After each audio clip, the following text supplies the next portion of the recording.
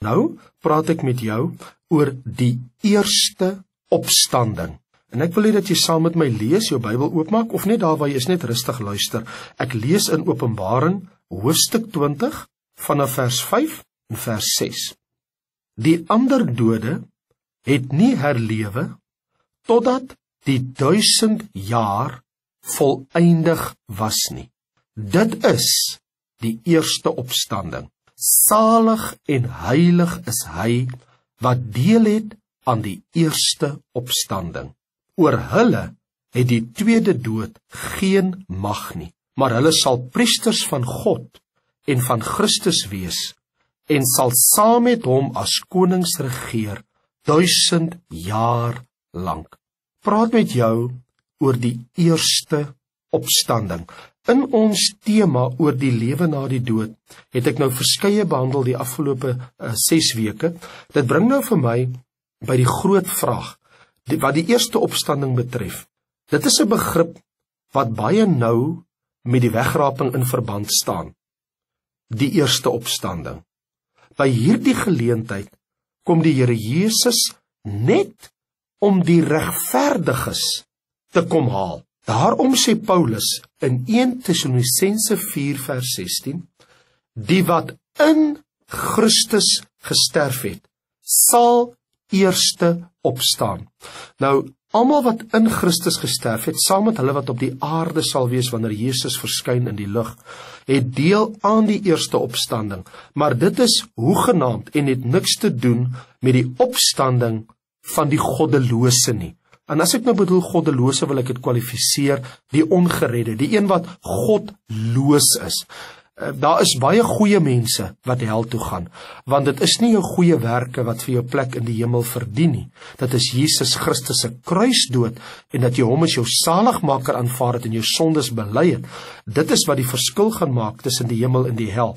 Maar wanneer ons praat van godlose, bedoel ons nie net verskriklike sondaars nie. Ons bedoel alle mense wat godloos is, sterf sonder God in hulle lewe. Nou die eerste opstanding het niks te doen met die tweede opstanding nie. As ek sê, daar is 'n eerste opstanding, hier staan, salig en heilig is hy wat deel het aan die eerste opstanding. Openbaring 20 vers 6.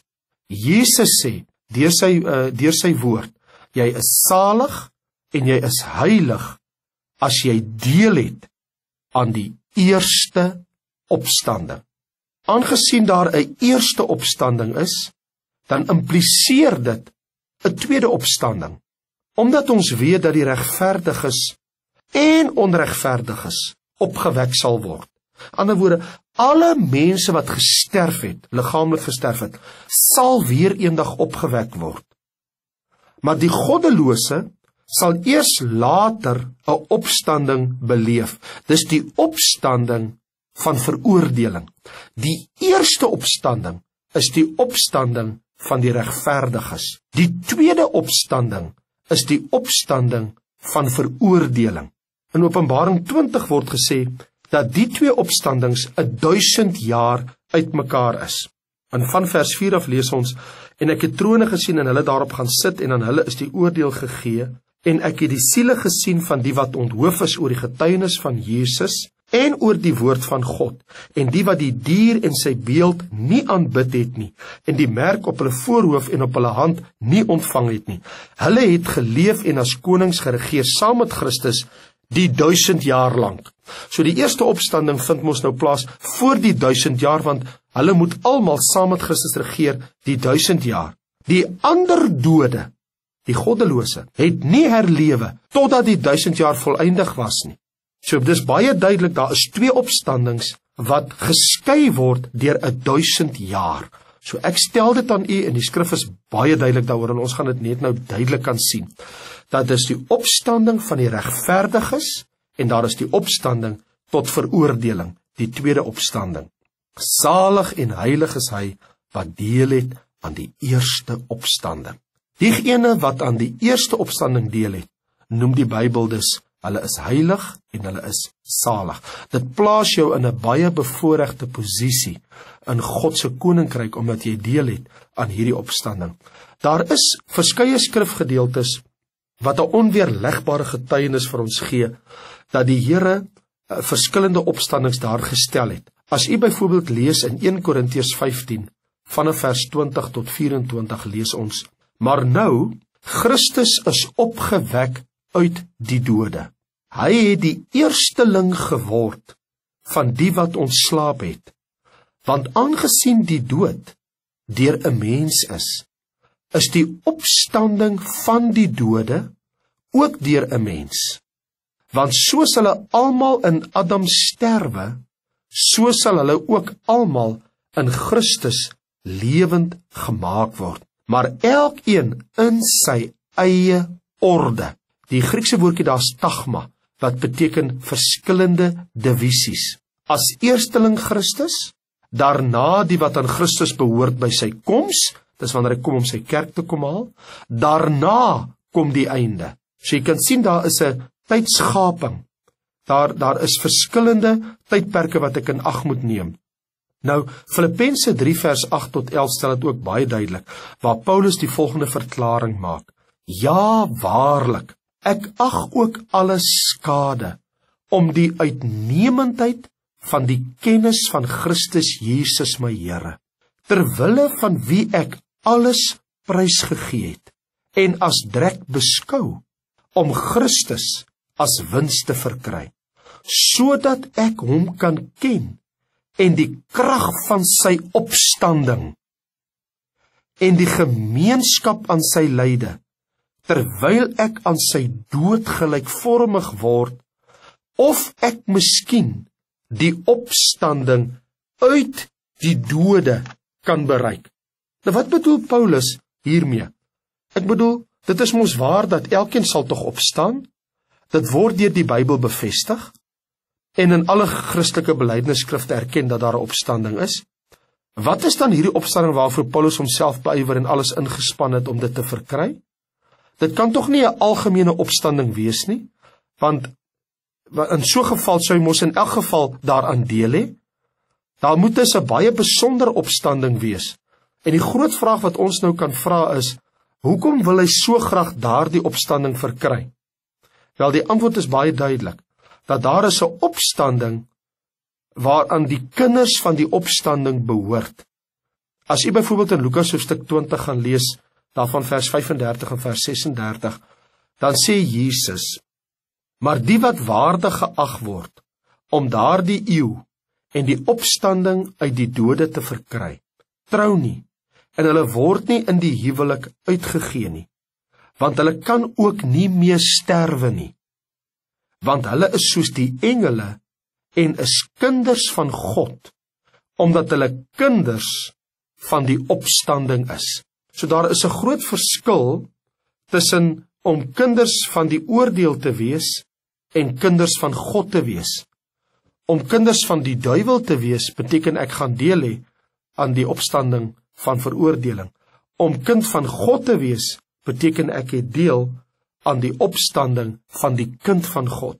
Dit is baie duidelik dat daar 'n bepaalde standaard gestel word wat hierdie opstanding vereis. Het was my so interessant toe ek gelees het ook wat professor Malan skryf toe hy gesê het dat die kinders van die opstanding word spesifiek as kinders van God gekwalifiseer. Nou hierdie belofte vind ons ook, hierdie wonderlike belofte word gemaak in Lukas hoofstuk 14 vers 13 en 14 waar die Here Jesus vertel, maar wanneer jy 'n feesmaal gee, nooi armes en jy sal gelukkig wees omdat hulle niks het om jou te vergeld nie, want dit sal jou vergeld word in die opstanding van die regverdiges. So weer eens is die skrif baie duidelik, daar is 'n opstanding van die kinders van God, en dit is wat die Here Jesus sê, dat ons as gelowiges sal deel hê aan die opstanding van die kinders van God. Dit is die opstanding dat ons dan kinders van die opstanding is, daardie eerste opstanding, en nou kwalifiseer die Bybel waar Jesus sê, daai opstanding is die opstanding van die regverdiges. Daar is ook tog geen noodsaaklikheid gewees het om te sê in die opstanding van die regverdiges indien daar net 'n algemene opstanding van alle mense was nie. So hierdie verskillende terme wat net op die eerste opstanding betrekking het, vind ons baie duidelik in die Bybel. Kom dat ek hulle vir u so uit aanstap. Die eerste opstanding het ons mos nou reeds gelees in Openbaring 20 vers 6. Daardie eerste opstanding sal nou binnekort plaasvind. Almal wat in Christus gesterf het, ek wil dit net vir u mooi stel, die wat reeds in Christus gesterf het, al die gelowiges, is mos nou in die paradys in die derde hemel. En volgens Hebreërs hoofstuk 12 is die geeste van die volmaakte regverdiges in daardie lokaliteit. Dit beteken, ons geliefdes wat reeds gesterf het, hulle liggame is in die graf begrawe, maar die gees is in God se teenwoordigheid. Wanneer hulle kom, saam met Christus, volgens 1 Tessalonisense hoofstuk 4, wanneer hulle tot in die lig kom, en die grafte sal oopgaan, en daardie liggame moet opstaan om verenig te word met die gees, sodat die mens weer volkome mens is, sal ons wat op die aarde oorbly, op hierdie oomblik, en dit is tog wat ons lees in 1 Korintiërs hoofstuk 15, dat ons sal deel hê aan daardie opstanding, want ons wat in die lewe oorbly, sal verander word, en ons sal saam met hulle die Here tegemoet gaan in die lig. Al hierdie groeperinge van mense, daai wat gesterf het en ons wat op die aarde is, het deel aan die eerste opstanding, en dit gaan tegelyk plaasvind.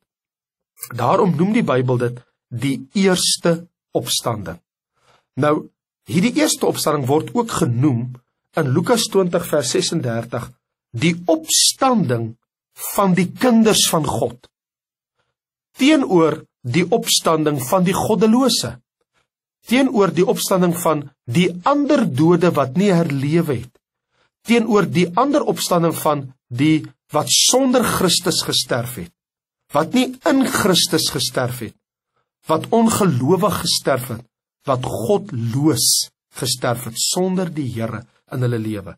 So jy die twee, die opstanding van die kinders van God, teenoor die ander opstanding. So die Bybel noem dit in Lukas 20 vers 36, die opstanding van die kinders van God.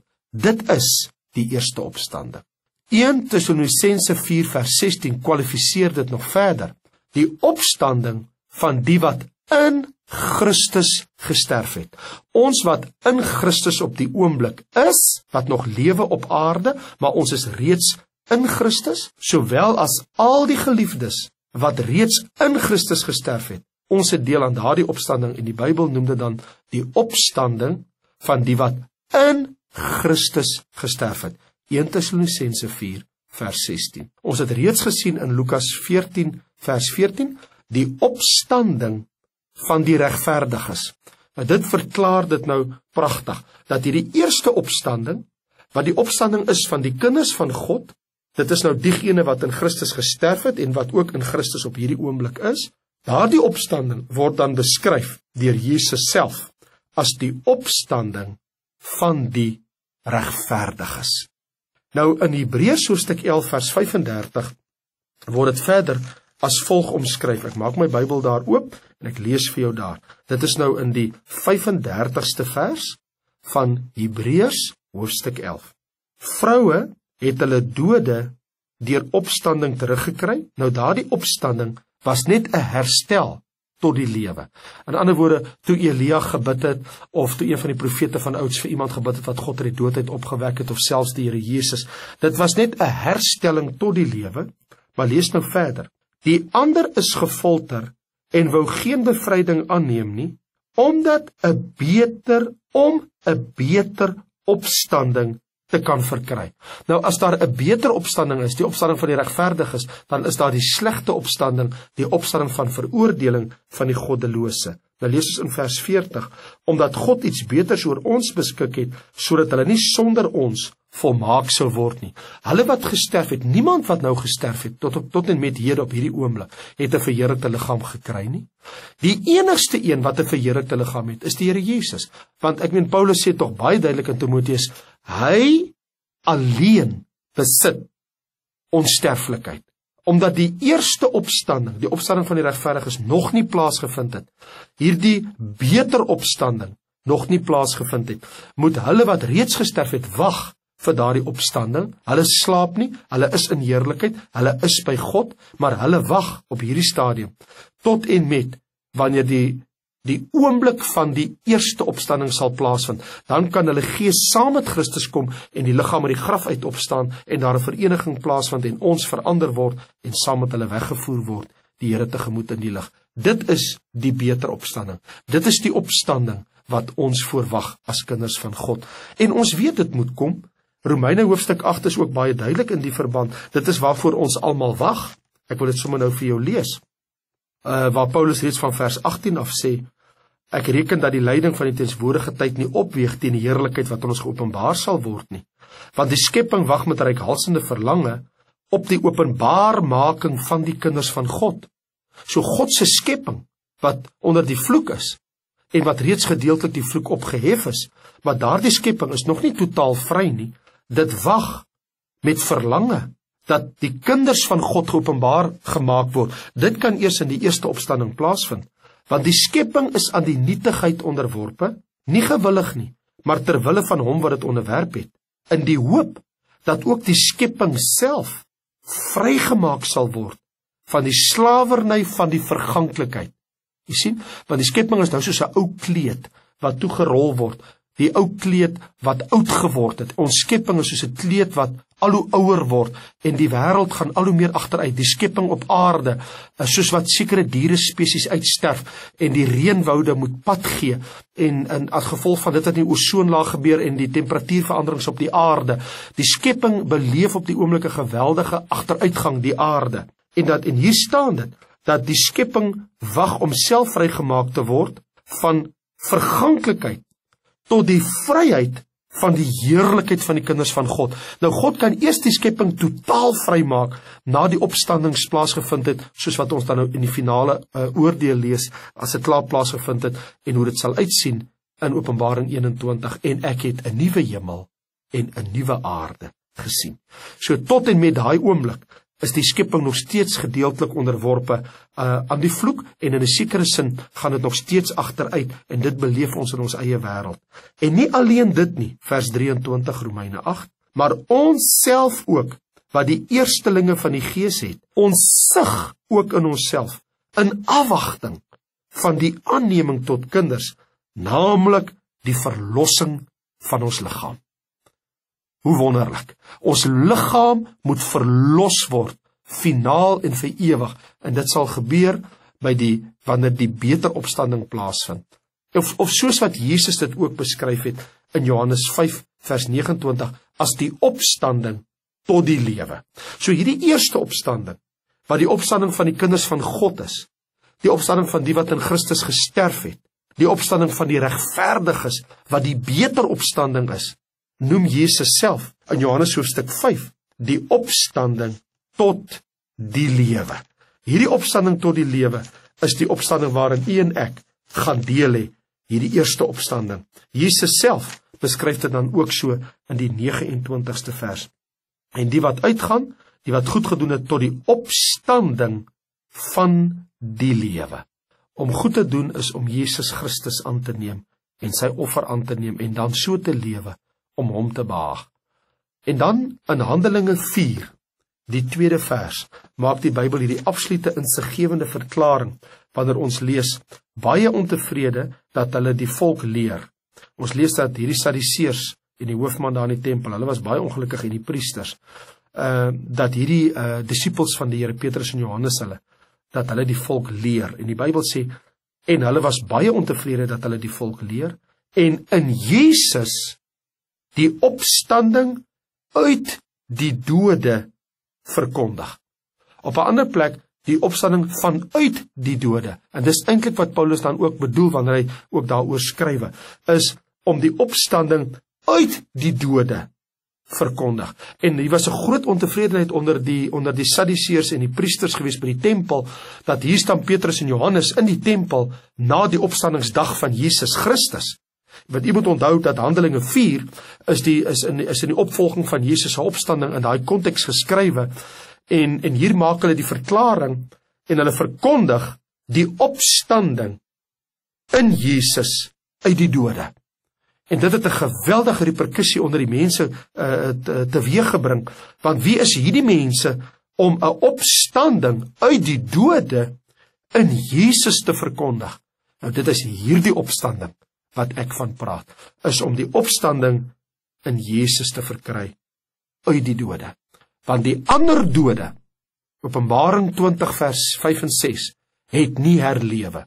So die eerste opstanding is die opstanding uit die dode, of beter gestel, vanuit die dode, terwyl die ander nog steeds nie opstanding beleef, die goddelose, die wat verlore gesterf het, en wag vir die laaste opstanding, of dan die tweede opstanding, en dit sal plaasvind by die wit troon oordeel, en dit lees ons mos in Openbaring 20, waar hy sê, en ek het 'n groot wit troon gesien, en die voor wie se aangesig die hele wêreld weggevlug het, die aarde en almal wat daarop is, en ek het hulle voor God sien staan, die dode, en toe hulle daar voor God staan, is die boeke geopen, en die dood en die doderyk, het die dode gegee wat daarin was. Fantasties, dat niemand kan van God wegvlug nie. Daar is nie 'n manier nie. Daar is nie 'n manier wat jy van God kan wegvlug. Of jy gaan deel hê aan die eerste opstanding, of jy gaan deel hê aan die laaste opstanding. As jy deel het aan die eerste opstanding, is jy salig en heilig, want jou naam is in die boek van die lewe. As jy moet deel hê aan die laaste opstanding, gaan jy voor die wit troon verskyn, om uit te vind waarom jy nou vir ewig hel toe gaan.